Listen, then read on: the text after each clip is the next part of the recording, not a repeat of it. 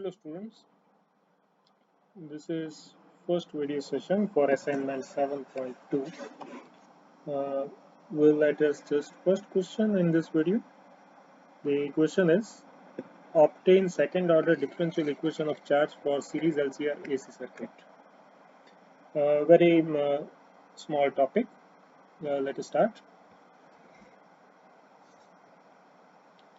Consider a circuit in which we have a resistor with resistance R, capacitor with capacitance C, and inductor with inductance L connected in series with an alternating voltage source with voltage V, which can be given as Vm cos omega t or sin omega t.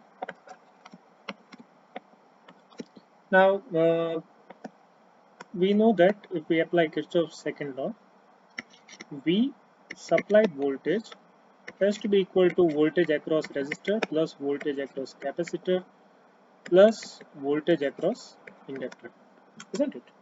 So if I write VR as I into R, where I is current passing through the circuit, Q by C has to be the voltage across capacitor, and L di by dt must be voltage across inductor.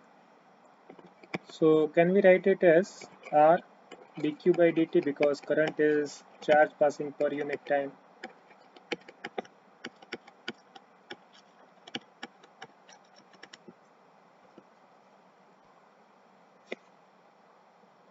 So rearranging the terms, we get V by L is equal to d2q by dt square plus R by L dq by dt plus q by LC.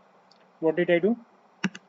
Instead of this I have considered dq by dt, and so this whole term di by dt becomes d2q by dt square.